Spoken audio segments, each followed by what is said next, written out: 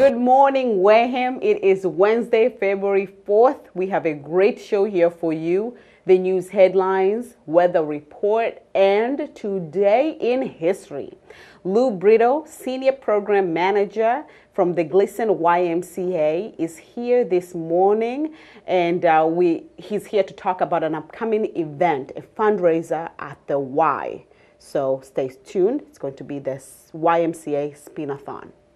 And also later in the show, we are going to, for you last week, you watched the Elmo video.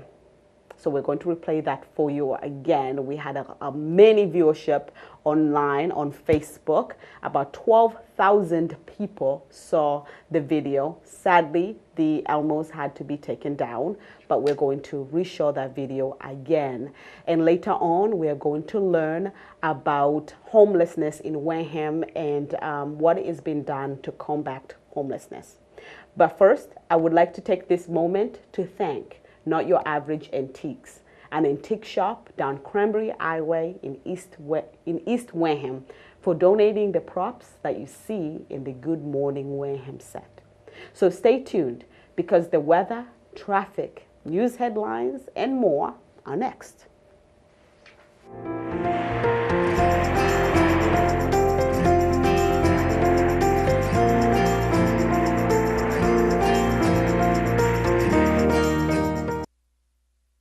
Mainly sunny today, high at 46 degrees, winds at 10 to 15 miles per hour. Partly cloudy skies in the evening, low at 36 degrees. Cloudy skies Tuesday, high at 51 degrees, winds at 10 to 15 miles per hour. Partly cloudy skies Tuesday night with low at 26 degrees. And expect normal traffic at Route 3 and 495. The weather conditions are good, so safe travels everyone. And now to the news. There were a few news stories over the week, and here are the headlines.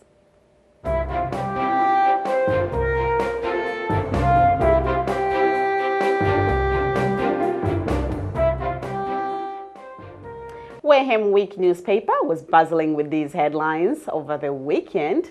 Wareham High School receives POW and MIA Chair of Honor. A potent reminder of veterans' sacrifice will be displayed in Wareham High School on special occasions following a donation. Representatives from several groups that support veterans donated a POW and MIA Chair of Honor and a POW and MIA flag. Bob Polatis, Chair of the Friends of the Wareham Veterans Council, said the empty chair represents those service members who are unable to fill it due to their sacrifice.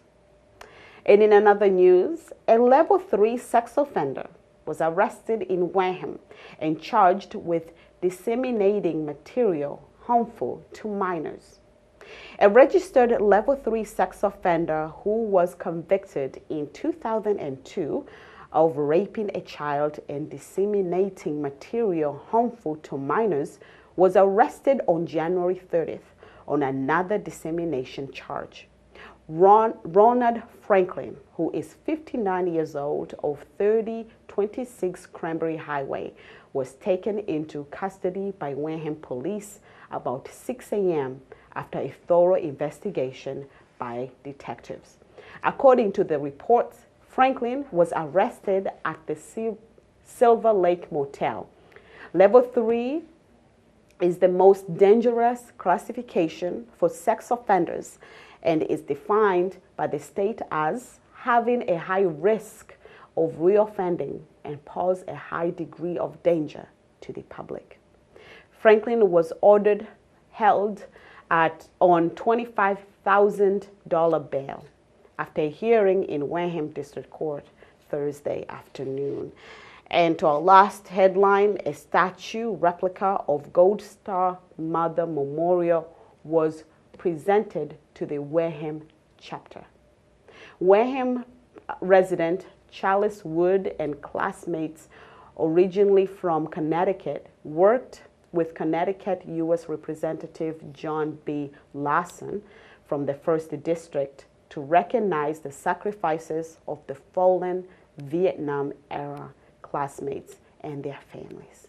The result was a memorial called the Fallen Star and the Gold Star Mother Memorial, which is 22 feet high and 24 feet wide.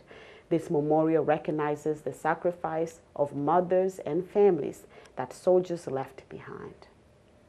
Wood donated a replica statue of the Gold Star Mother to the Blue Star Mothers of Massachusetts and Eastern Massachusetts Chapter 2. That is all I have for the news headlines. YMCA is here this morning to cover the story of the day. So stay with us. We'll be right back after this short break.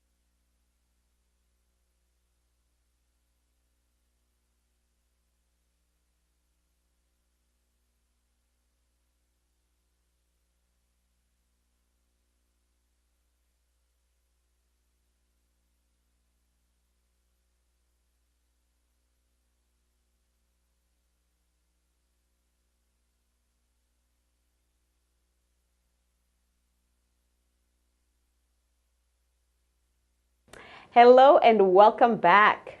On Mondays, we are graced by YMCA's presence. Lou Brito, the Senior Program Director at YMCA, is here to share about an upcoming fundraiser at the Y. Welcome, Lou. Good morning. Good morning. Thank you for being here. Thank you for having me. Weeks go by so fast. It really does.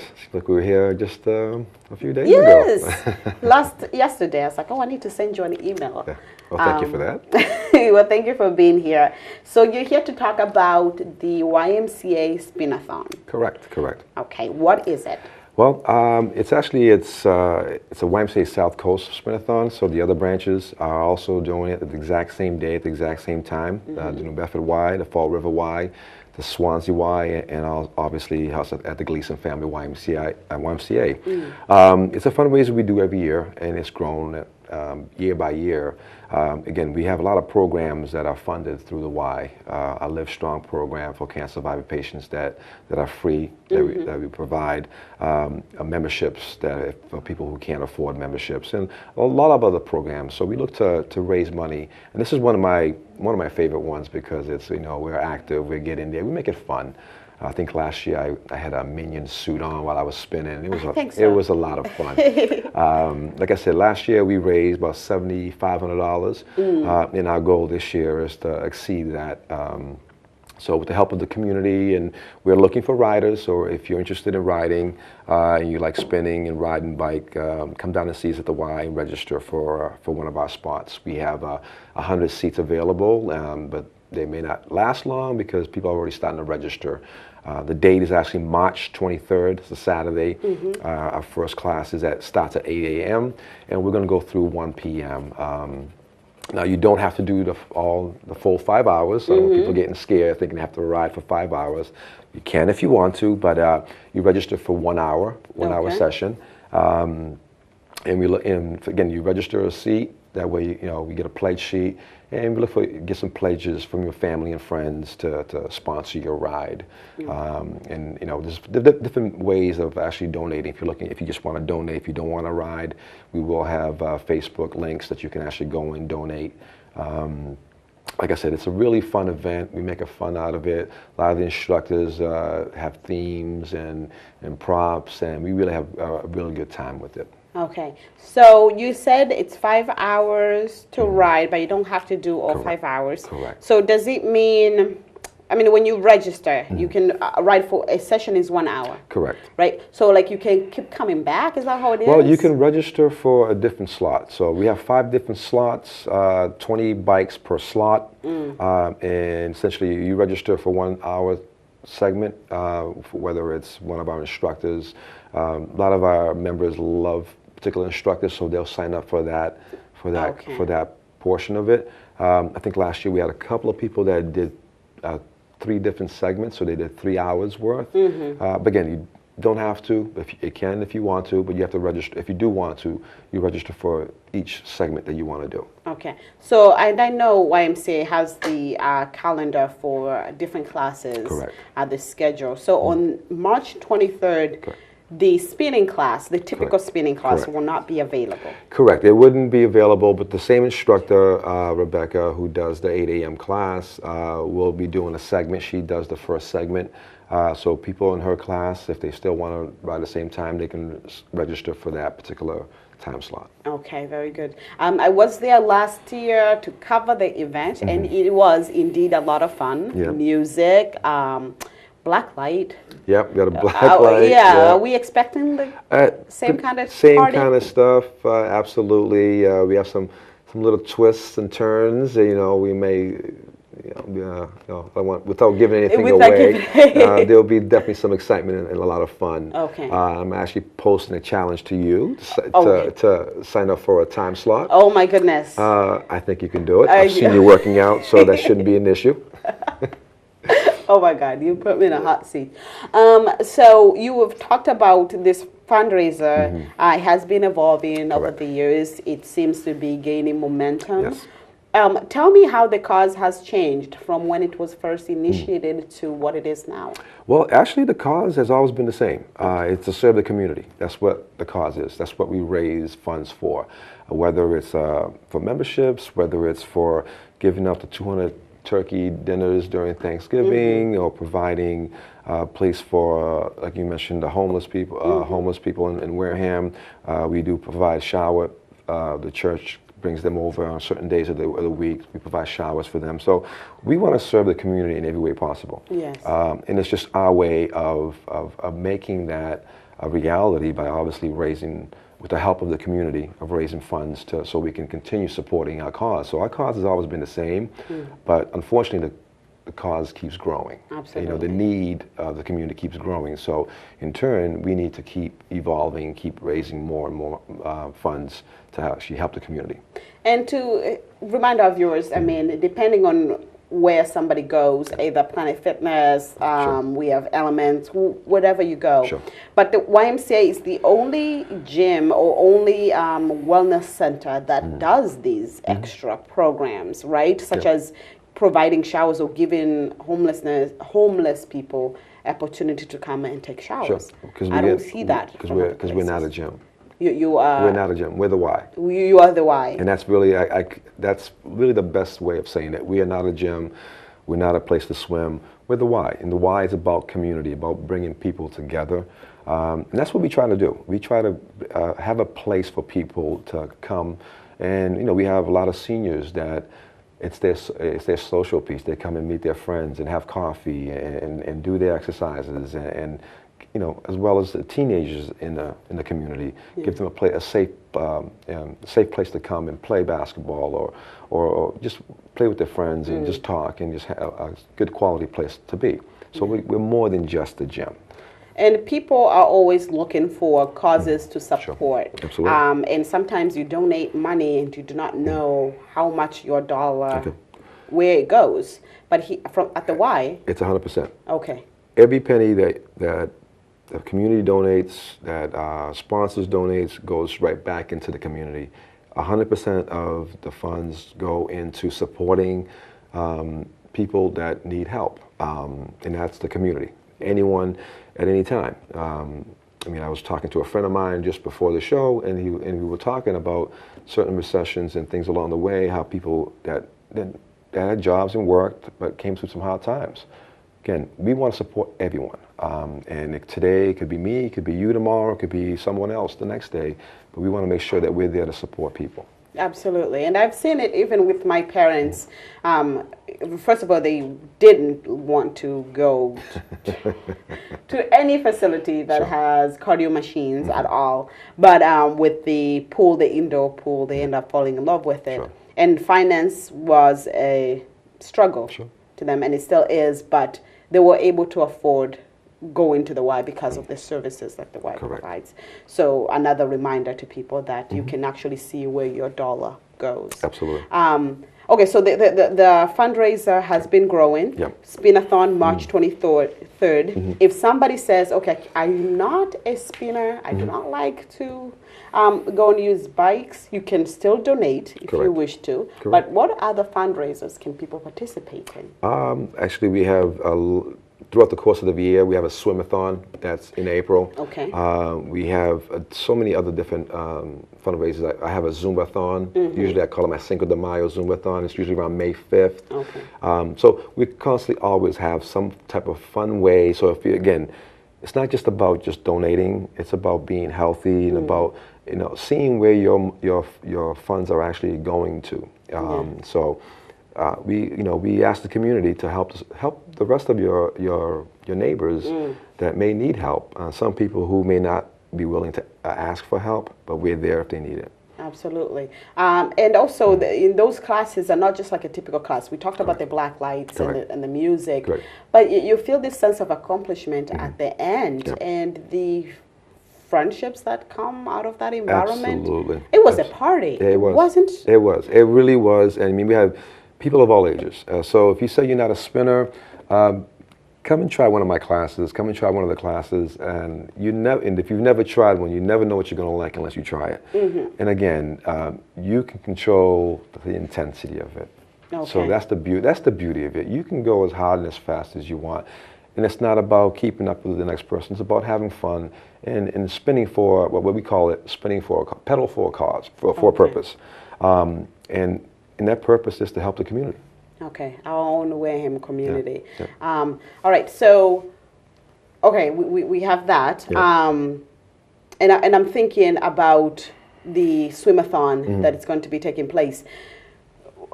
Is it the same routine where you sign up for a slot and so forth? Or? It's very similar because obviously you're not really worrying about having a seat, because obviously with a spinathon you're limited to 20 bikes per time. We have actually, it's about how many laps you do. We have an incredible member, Pam, who is unbelievable. I mean, this woman isn't,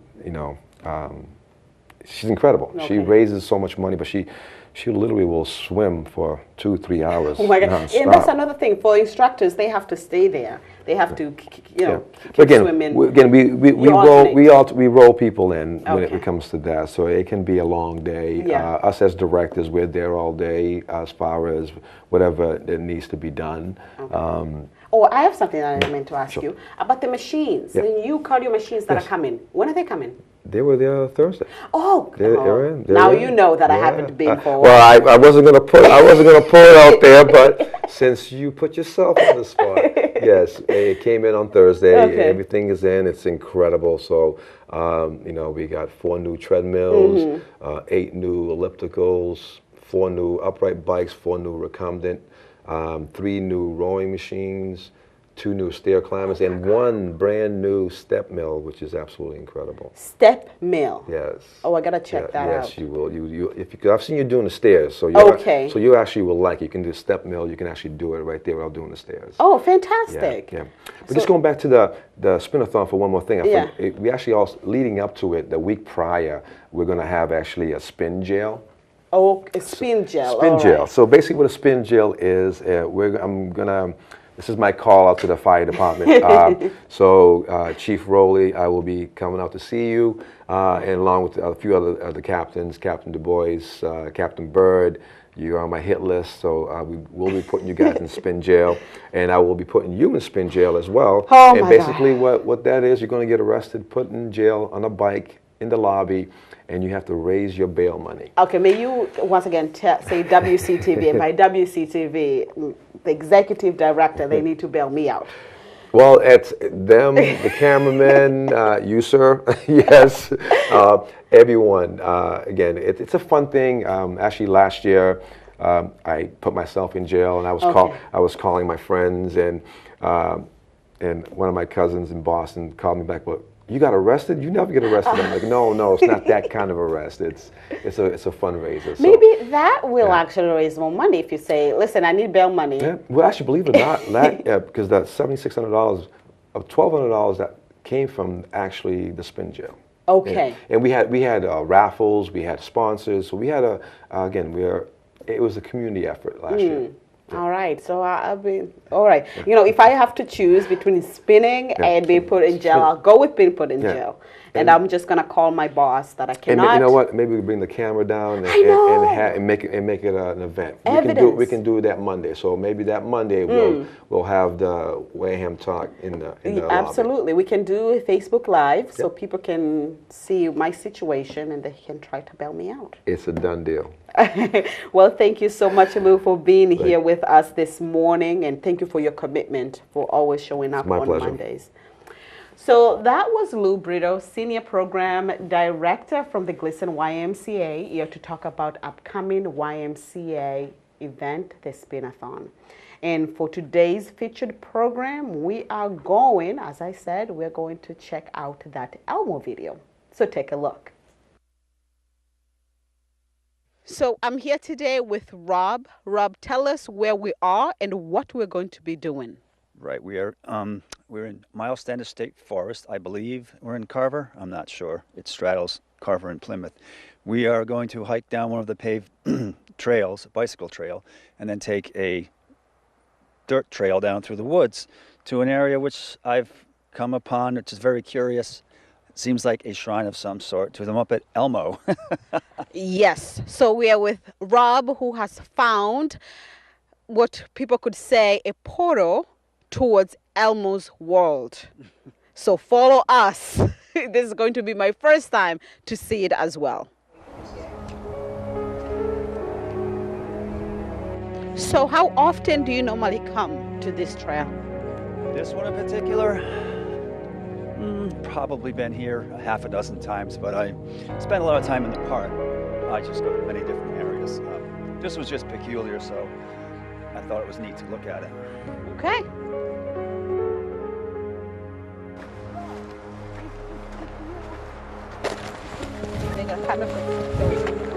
We're gonna down here. Shall I go? I think I'll go first. You go first. I would normally let the lady go first.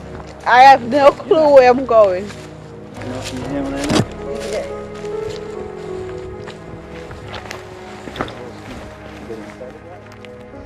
And these areas, you know, it's good for wildlife, it's good for the flowers, it's good for the birds. That's just unofficially marked trail. They put a blue blaze along the way so that you know you're on a marked path. Now, I don't have one with me, but there are trail maps and you can match it up to give you an idea of where you are. You know, for the average person, it's simpler that way than. All right. I'll put it this way: it's you can get lost, I suppose.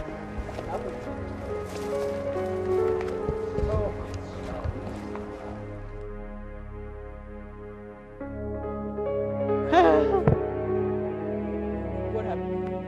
Stop right now. Oh my God! We are here. Do you see it? I see it. I was like, what is going on with that tree? All right, so we are here, right? Right. We are here. It is over my left shoulder. So when you first got here, last week, right? That was Monday, yes. Okay, and you kind of saw it from far away. What did you think? Well, it just looked unnatural, a little odd, and I had to get a closer look, so I did.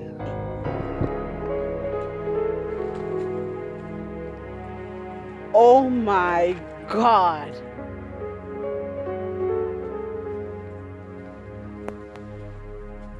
What is this? I don't know what this is. What do you think? Well, it seems that some of them have been here for a while now, right? Well, yes, they're Some of them are quite weathered.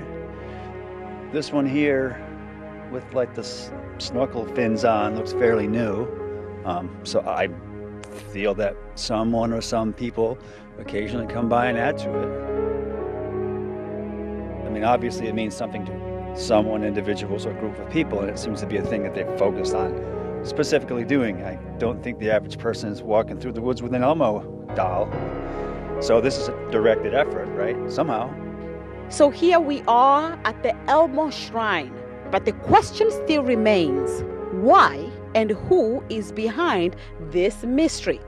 Could this be a portal to Elmo's world? Reporting for Miles Standish State Forest, I am Queen Banda of WCTV.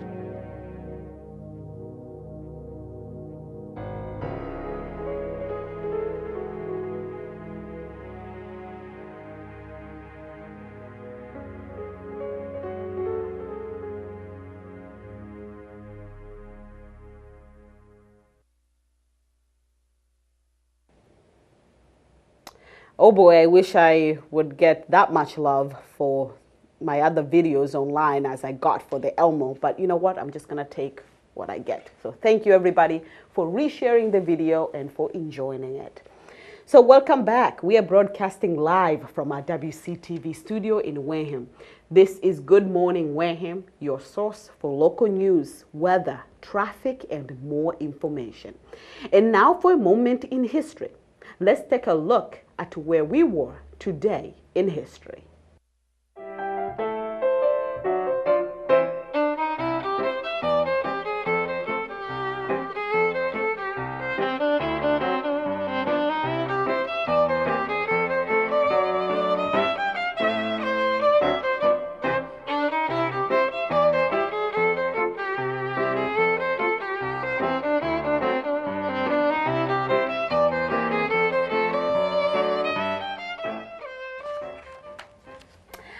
On this day, February 4th in 1789, the United States elected its first president, Mr. George Washington.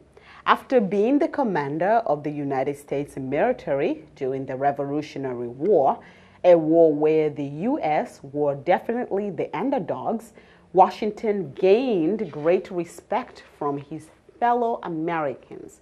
He was unanimously voted in as president, getting a vote from all 69 of presidential electors. The system worked quite differently back then, where electors were from each state would cast 2 votes for who they wanted to be president. The person with the most votes would become president, and the person with the second most vote would become the vice president. Our first vice president was a man who would become our second president, John Adams of Massachusetts. And in another cool history fact, on this day, February 4th in 1938, Disney is one of the most influential companies on the planet, owning many of the most popular fictional figures ever created. More than 80 years ago, Walt Disney's revolutionary Snow White and the Seven Dwarfs was released. This was the first feature-length, full-color animated film, and though many people doubted Disney before it was released, it ended up being a massive success. Snow White became the highest grossing film up to that point, ranking in over $8 million. Keep in mind, this was during the Great Depression. The film has been re-released several times over the decades and still entertains both kids and adults to this day. And also, you have guessed it, whose birthday is it today? Well, today we highlight a football legend and a film great, Lawrence Taylor, born in 1959, one of the most famous linebackers of all time, celebrates his 60th birthday today. A 10-time Pro Bowler, league MVP, and 2-time Super Bowl champion, Lawrence Taylor put together a 13-year-long career with the New York Giants that landed him a spot in Canton. Happy birthday, Lawrence. Today is also director George A. Romero's birthday, who was born in 1940. The godfather of gore and essentially the creator of the modern zombie, Romero has had an immense impact on modern pop culture. His Dead film series, which is made up of 6 films from the years 1968 to 2009, is the most famous creation, with many critiques on the social issues occurring in era which film was released. Sadly, Mos Romero died in 2017. And that is all I have for today in the history segment. To learn more about cool historical facts, please go online under history.com. Stay with us. We'll be right back with the coffee segment. But first, let's take a look at our events calendar.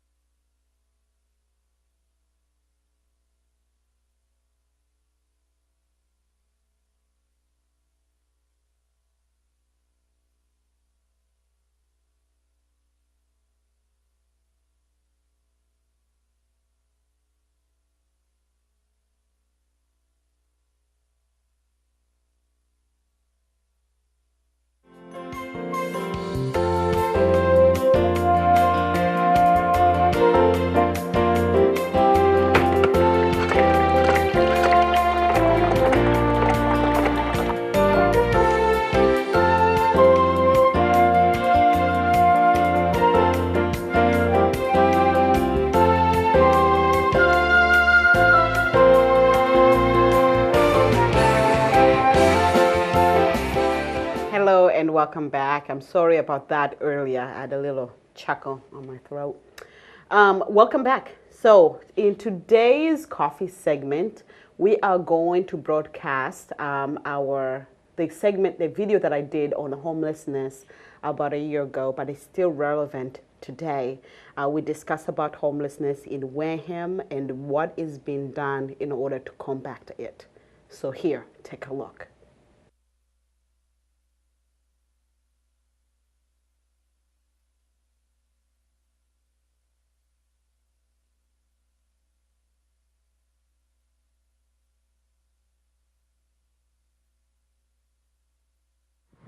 Instead of fundraising for a cause, how about becoming one?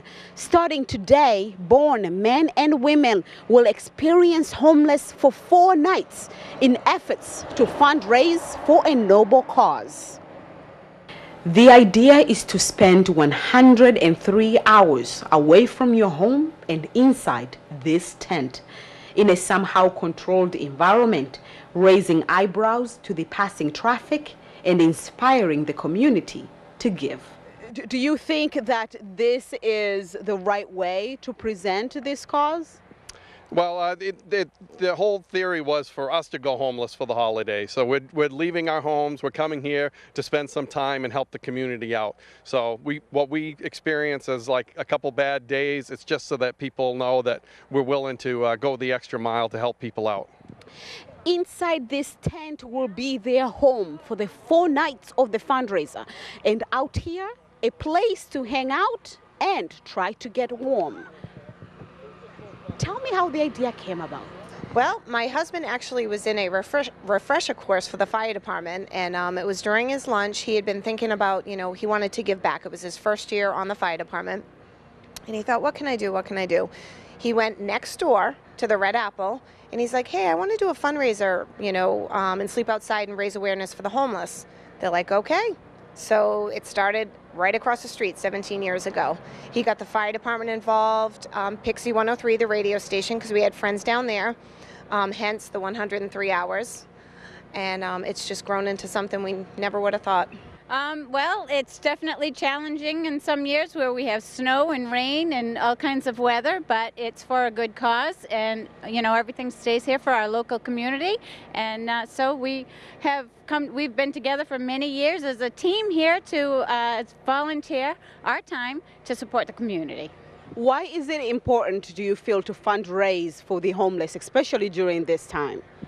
I think it's great because we're giving back to the community for the kids that don't have stuff. So it's like giving to the needy, those ones that don't have the Christmases that our kids would have. The key message these volunteers are sharing today is that you do not need to be homeless or underprivileged in order to understand the power of giving, especially during the holidays. Our biggest thing is making sure that no matter how cold it is, we are still here and still collecting the food and the toys and the cash donations for the people in this community, for those that do not have. What does Bourne community need? I would probably say for the teenagers, because everyone thinks, toys, they think for the little ones. I do know that we try to promote every year, like gift cards for the teenagers to like McDonald's, Dunkin' Donuts, Target, Walmart, so they can go and get something themselves, because obviously they don't want a little toy. What started as a genuine spirit 17 years ago is now one of the most prominent events in Bourne and aspiring neighboring towns.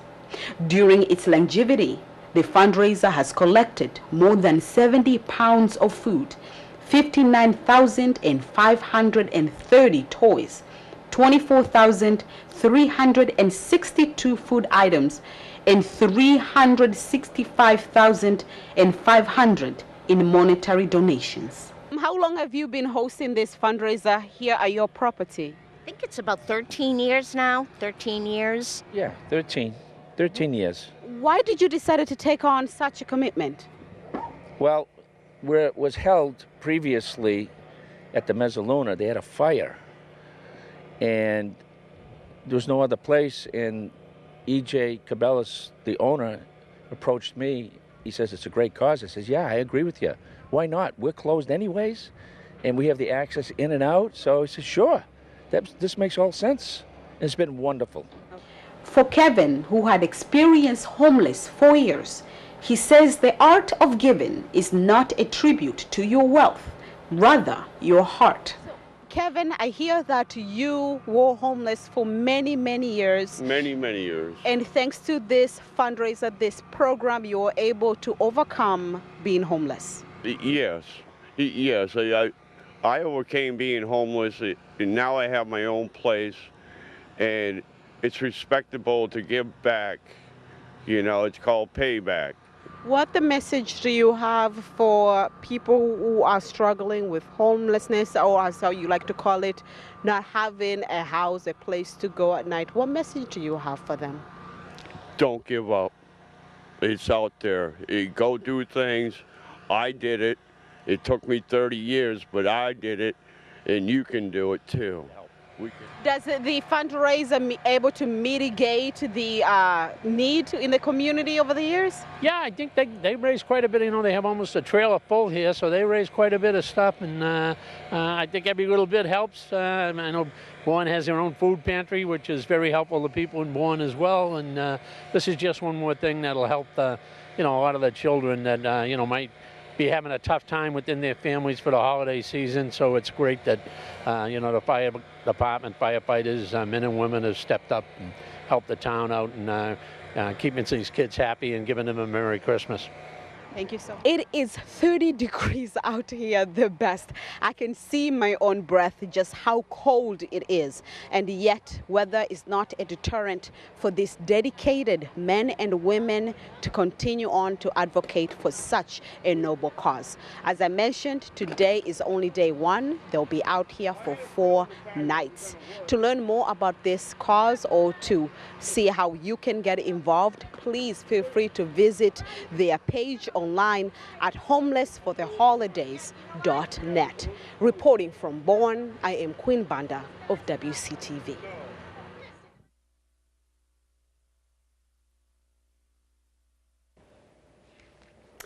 I learned a lot that day, and that's a big dedication and sacrifice those firefighters and their families were taking to be out there in the cold for that long, for 3 days, in order to fundraise for a noble cause, homelessness in our community.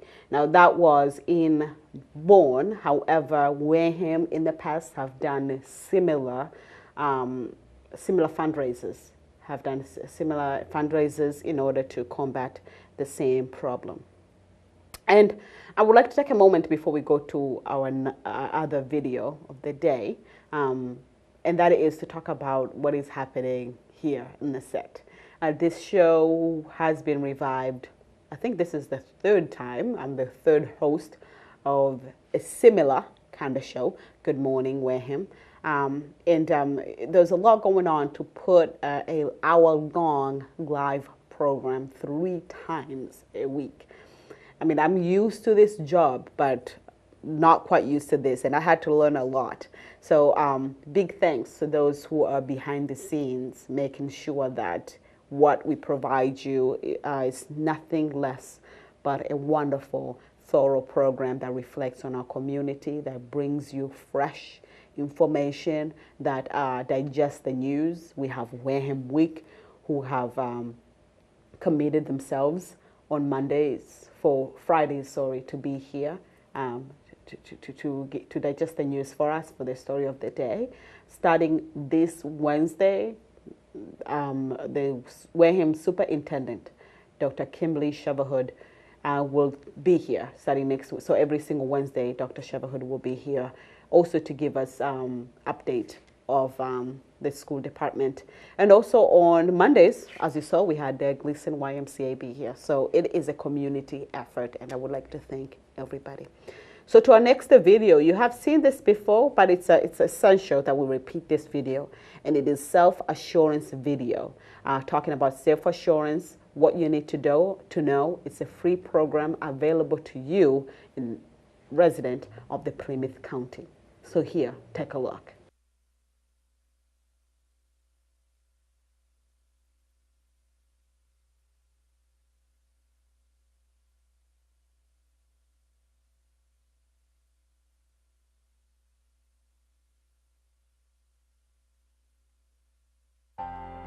security, independence, and peace of mind. These three things are guaranteed by a special life-saving program administered right here at the Plymouth Sheriff Department.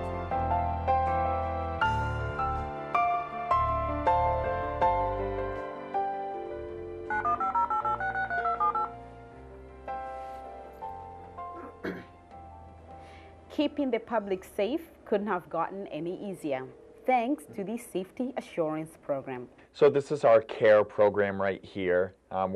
We operate under the name of Safety Assurance.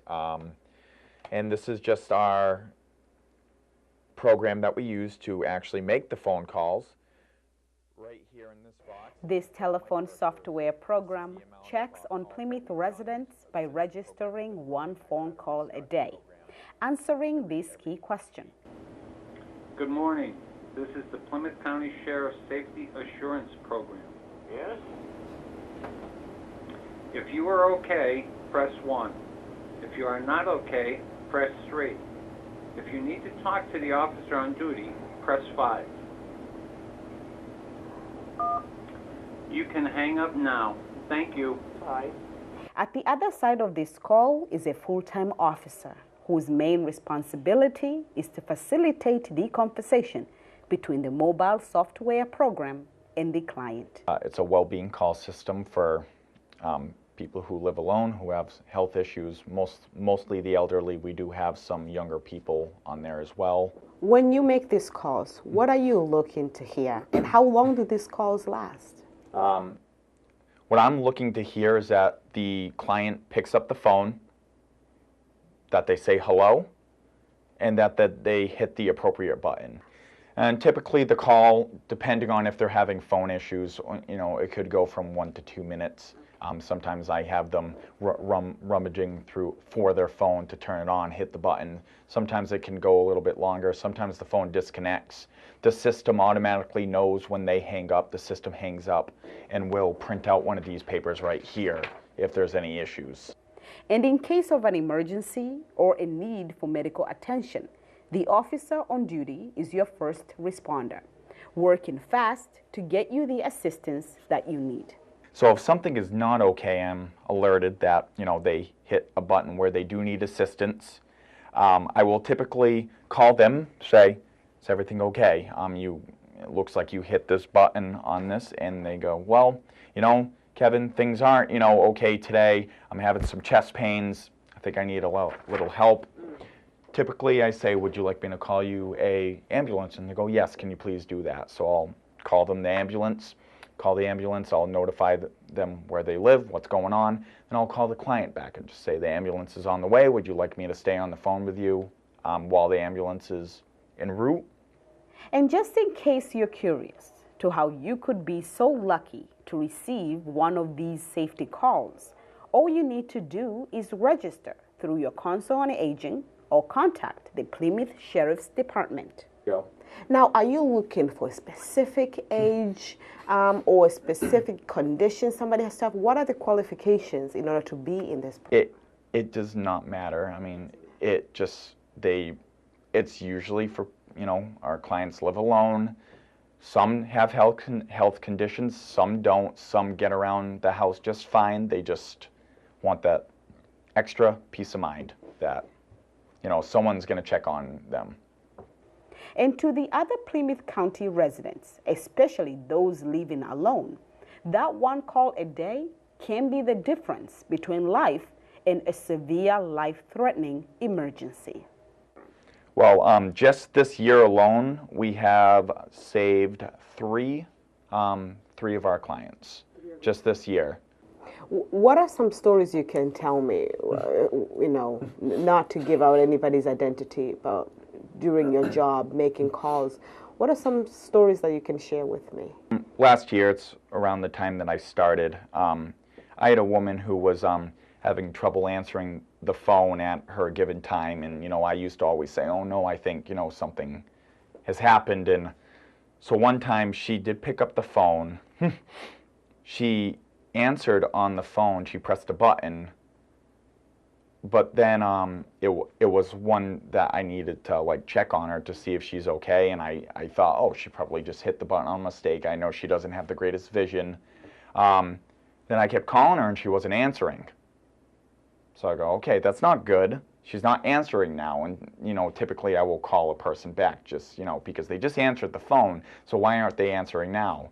So I got the police to go over there.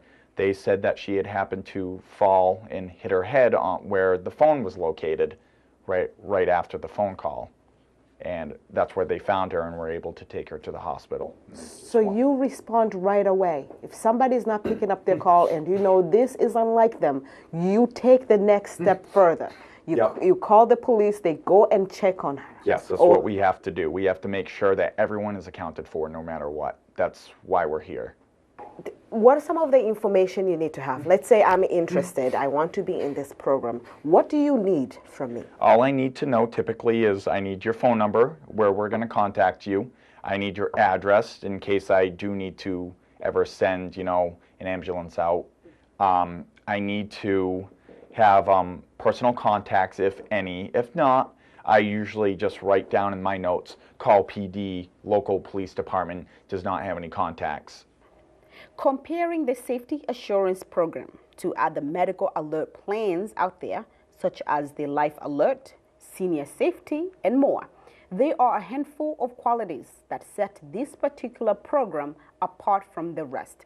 And one main reason being that the safety assurance program does not cost a dime, and it does not need additional products such as a purchase of a safety pendant in order for the program to work. All you need is a phone.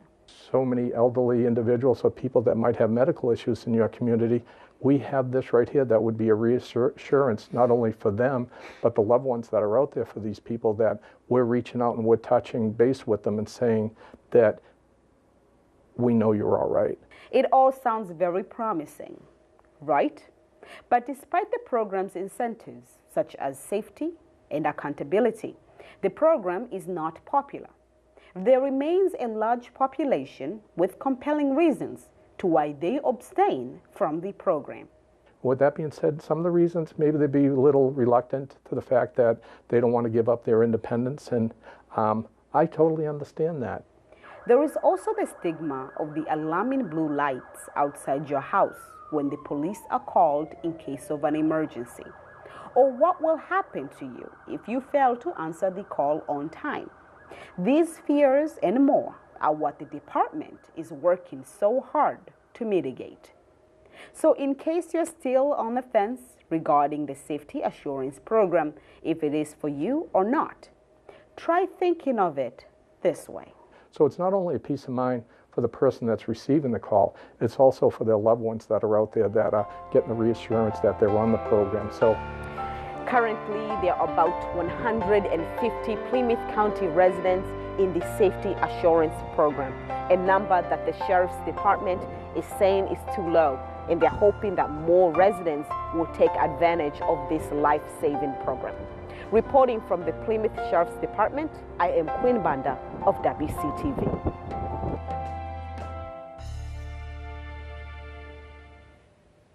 I did learn a lot that day, and I hope you did too. Feel free to reach out to the Plymouth County Sheriff's Department if you have more questions or any questions, or if you'd like to sign up for this free program. I would urge you to strongly take advantage of it.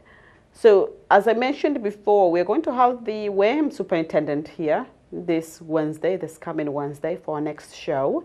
And we will dedicate the segment, the coffee segment, to getting to know our superintendent. We'll touch base on her origins before Wareham, why she ended up in the school department or ended up fighting for children in the education department. We're also going to talk about her hopes and dreams here in Wareham, her accomplishments, what she's proud of, and the next projects, set of projects that she has for the future. So I think it's only fair if I get to do the same for myself. If I get to introduce myself to you, you all know me as Queen Banda, and I've been here. This is my 3rd year at WCTV.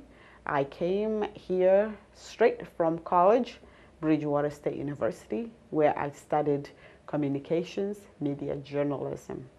And back then, I didn't have a lot of, I didn't pay a lot of attention on the working the cameras and editing and interviewing skills. I didn't pay a lot of attention on that. However, I knew exactly what I wanted to do. So when I got out, I knew that I had a lot of things that I have to work on. And I was grateful that WCTV took a chance on me. I had a few months to learn all I could on camera work, sound, how to operate all types of equipment, how to interview, how to edit, and how to produce shows that you see. And I'm still learning, but so far so good. Sometimes I look at my earliest work and I flinch. I hope you don't flinch, but I do, because I can notice my mistakes. But it's a job that you keep on evolving, you keep on learning. I cannot say that I know all needs to be known about this work. I do watch news and I do try to copy a lot of what I see to try to bring the professionalism that you see from other stations here at WCTV. And I must say that I am mostly grateful and proud of my loyal base here in Wareham. For those who follow my shows, for those who comment on my programs, I'm happy that what I produce does start a conversation, and people are engaging themselves on matters that affect all of us. Today we had a few glitches, and I wanted to show you a video on autism, but we couldn't. However, we'll play that for you next week or at the end of this week. I'll try to get that out to you. But a program such as that, where we talked about autism, we talked about vaccines, we talked about the role of vaccines, what they do and what they don't do, in order to squash some of the myth that surrounds vaccines, are important discussions. And I was happy to go out there to CDC in Boston to educate myself and to bring that knowledge to you. So I would like to say thank you to all who have joined us this morning, and thank you for being patient with us. You're watching the Good Morning Wareham show. If you have missed us this morning, this episode will replay this evening at 6, and we'll be right back on Wednesday morning with the Superintendent of Wareham Public Schools. So have a wonderful day, Wareham, and I hope to see you all Wednesday.